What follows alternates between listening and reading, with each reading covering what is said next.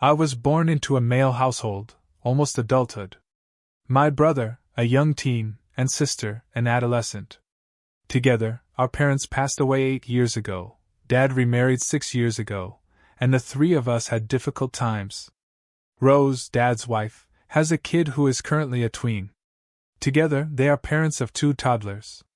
My siblings sneaked into my bed in the middle of the night, a week or so after their wedding, distraught over their dad's marriage and the changes that had occurred. Yeah, I replied when they asked if I felt like Mom had truly passed away. I asked them if they wanted to have a special time together, without any new family members, so we could talk about those things and remember Mom. They said yes, so I saved up the cash to purchase a really nice scrapbook.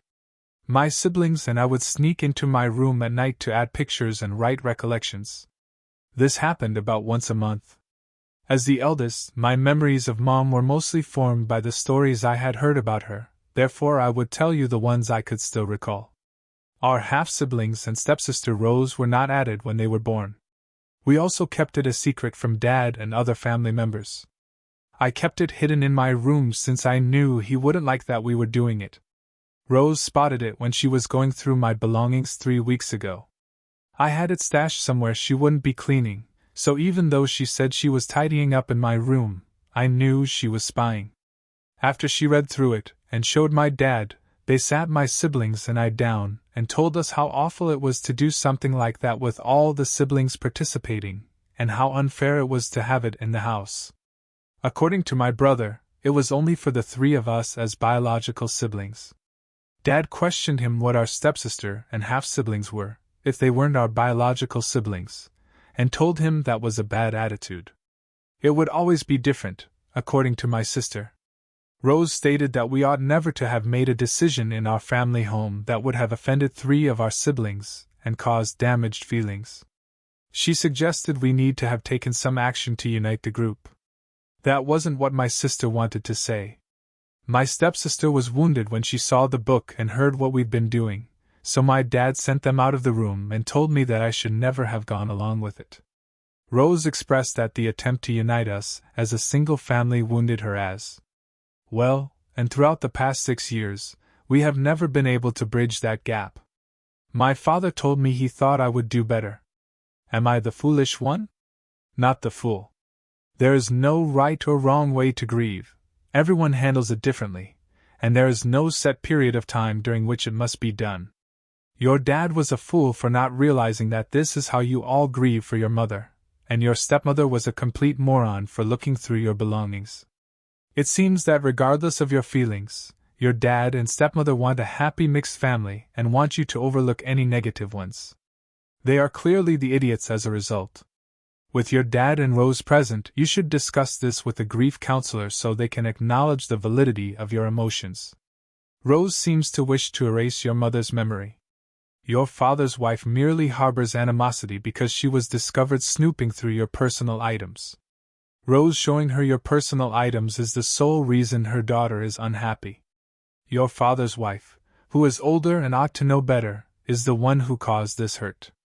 Maintaining a scrapbook as a way to preserve your mother's memories is perfectly acceptable.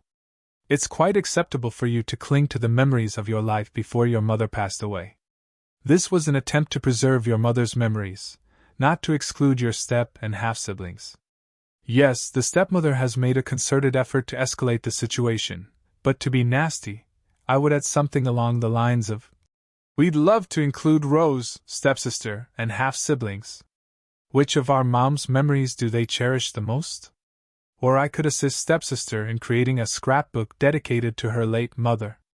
Well, her mother is still living? It has to be pleasant. Send Dad and Rose a copy of this. That's right, lady. It never was about you, and it never is. OP, please give the book to your maternal grandparents. They will treasure it and regale you with new tales. Plus, there won't be any mishaps that could cause it to get wet or otherwise harmed. Update: I was able to salvage the book, although they were going to destroy it.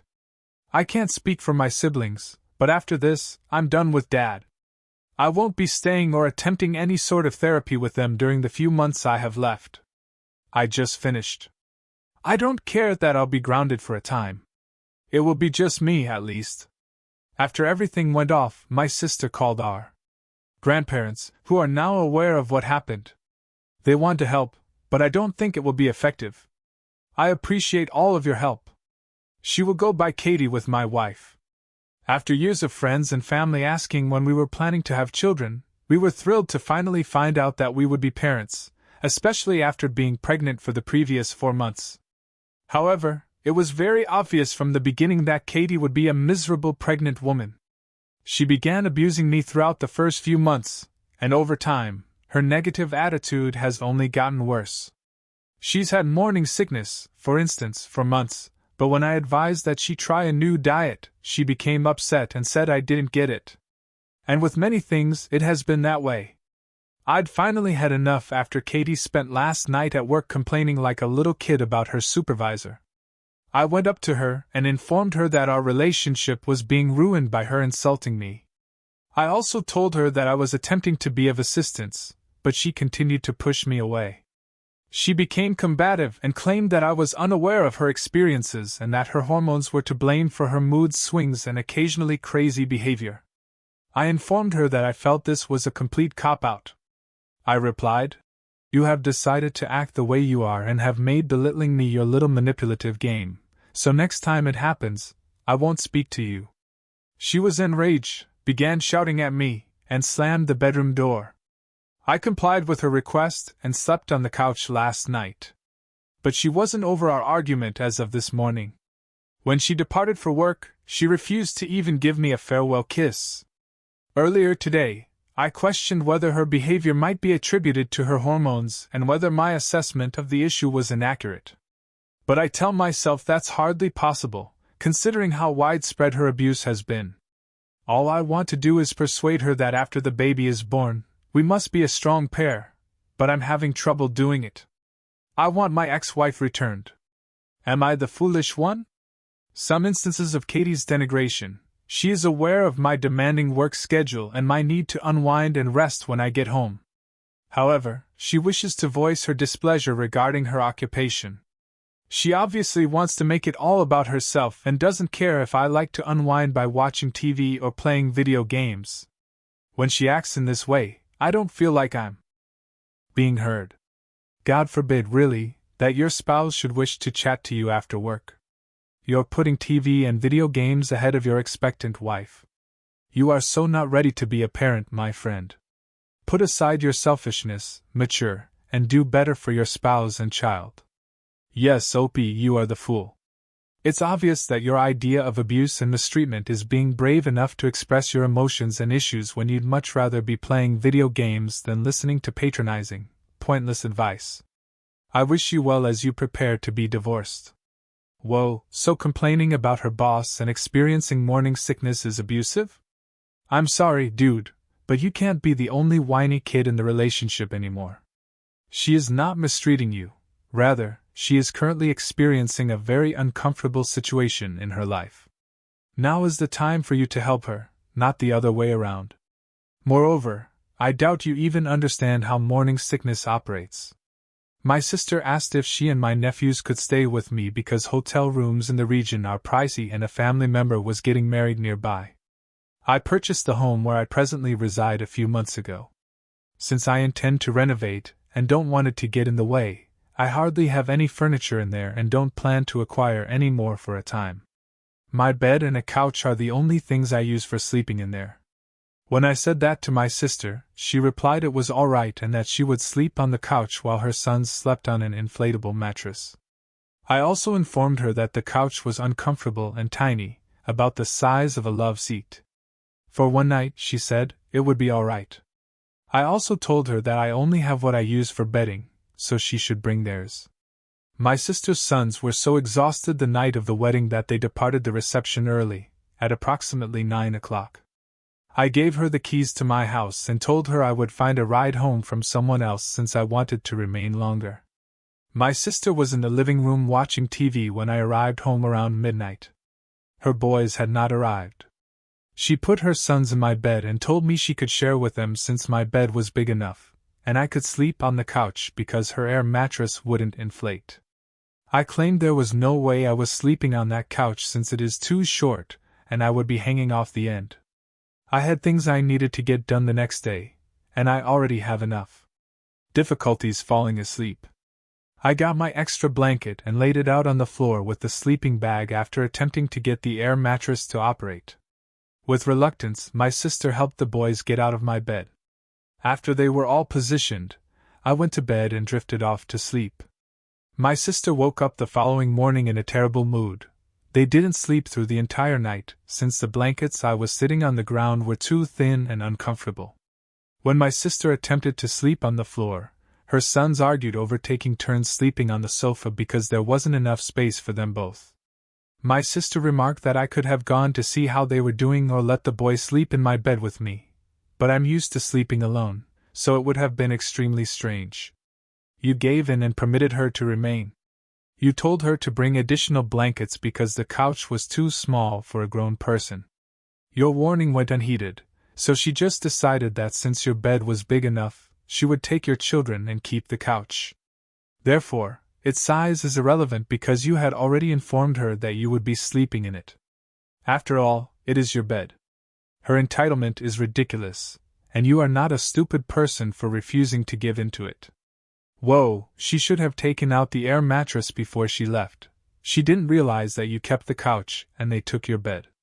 Nope, your sister was well aware of what she was doing and had assumed that you would have second thoughts about her sons.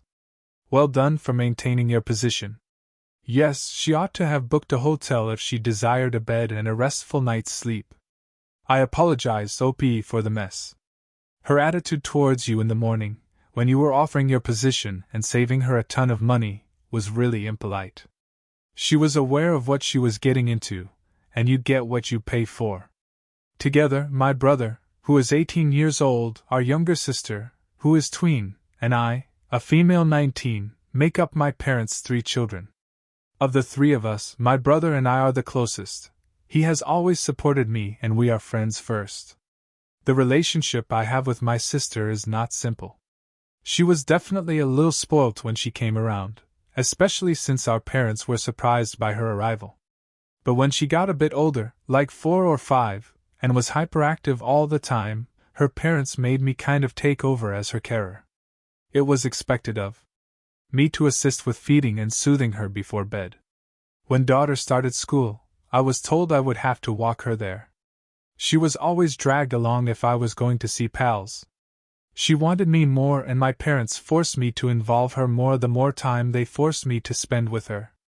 They told us straight to our faces that sisters would naturally be closer and would take care of younger sisters. That's not a task for brothers. But they never expected that from my brother. They turned everything that included my sister into a task for me. I was always taking care of her, not because I wanted to hang out with her. I had to make sure she ate and keep her safe on the way to school. And I had to bring our mother with me as if I were a single mother in need of daycare at this time while she was at home. My sister and I have conflicting sentiments for each other, and the unfortunate part is that she thinks of me as both her sister and her second mother. When she was younger, she would refer to me as Mommy Sis, and as she got older, she would call me her sister mother. Because I always needed time and space from her to work out my feelings, I found it difficult to genuinely sustain a relationship with her. However, I know that if I did take that time, it would hurt her because she is so accustomed to having me around. My parents informed me that I should have brought my sister along and that it was terrible that I was severing my relationship with her and spending less time with her than I should have when my brother and I went on a weekend vacation with some of our friends. They stated it was obvious that I loved my brother more, but that was untrue. When they only expected that kind of role from me, I told them they were misogynistic idiots, and that if they wanted to blame someone for the dynamics between my sister and I, then they should blame themselves for making me look after her like a sister rather than her parent when I was younger.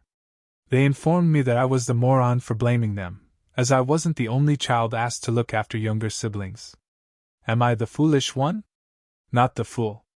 She is insane to believe that maternity leave is like a vacation. It is not. This is the result of living in a culture that devalues parenthood. Why would you sacrifice your free time to run errands for her, even if you're on vacation? She has far too much entitlement. More so than I would have. You've presented two perfectly good options, but both are being turned down as insufficient. When given the chance, she will throw everything at you and become irate if it doesn't meet her expectations. Since he's equally clueless, your brother-in-law is awesome. She's correct in one aspect: having a baby requires full-time labor, but not in another. Since you don't have a job, how are you going to pay for a bachelorette party, a bridal shower, your bridesmaids' dresses, and other costs? These are not inexpensive items, and she ought to be asking someone close to her to fulfill those obligations rather than someone she only sees sometimes at family gatherings. I would withdraw completely and simply attend as a guest because she only wants to utilize you as a party planner.